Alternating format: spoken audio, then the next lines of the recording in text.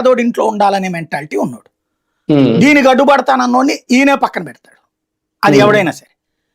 కాబట్టి అన్ని చేయగలిగాడు. లేకపోతే 30 లక్షలు ఇల్లు ఇవ్వడమా, 22 రద్దు చేయడమా, ఎవడు చేస్తాడు? లేకపోతే ఇంటి దగ్గరికే చేతిలో వాలంటీర్ వ్యవస్థ, ఇవన్నీ కూడా ఎవడు చేస్తాడు అక్కడ? సచివాలయ ఉద్యోగాలు, లేకపోతే మన ఏరియాలోని మెడికల్ హాస్పిటల్, ఇవన్నీ ఎందుకు వచ్చినాయి? ఇవన్నీ అంటే జనం దగ్గర ముద్రేసుకోవాలనే మెంటాలిటీ ఇతంది. ఏకదం 10,000. ఇప్పుడు టోటల్గా రాష్ట్రంలో అన్న క్యాంటీన్లు ఎన్ని ఉన్నాయండి? 1000 ఉన్నాయా? లేవు కదా. 500 కూడా లేవు అనుకుంటా. 250 ఎన్ని ఉన్నాయి, ఇప్పుడు ఏదో 200 పెడుతున్నాం అన్నారు టోటల్.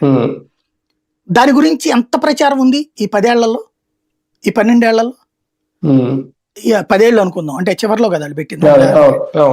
ఒక 7-8 ఏళ్ళు అనుకుందాం. విపరీత ప్రచారం ఉంది కదా. ఇప్పటికి కూడా రాష్ట్రంలో ప్రజలందరూ అన్న క్యాంటీన్లోనే అన్నం తింటున్నారు, అంత ప్రచారం ఉంది కదా. అలాంటిది 10,000 బిల్డింగులు సచివాలయాలు, 10,000 బిల్డింగులు రైతు భరోసా కేంద్రాలు, 22,000 స్కూళ్ళు నాడు నేడు కింద. ఇవన్నీ ఏ కేటగిరీ కిందకి వెళ్ళాలా? ఏ స్థాయిలో ఉంటది? అదే తెలుగుదేశం చేసి ఉంటే ఈ ప్రచారాలన్నీ కూడా. ఇతనికి ప్రచారం మీదన ఎప్పుడు ఇది ఉండదు. ఇప్పుడు ఇవాళ తెలుగుదేశం కోసం ఒక 500-1000 యూట్యూబ్లు కానీ డిజిటల్ ప్లాట్ఫారాలు కానీ పనిచేస్తాయి.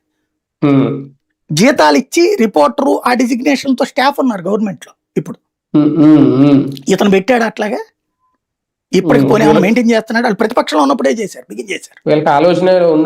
ఉండదు. ఇప్పుడు మధ్యలో ఎవరన్నా మనలాంటి వాళ్ళు కొంచెం పాజిటివ్ గా మాట్లాడే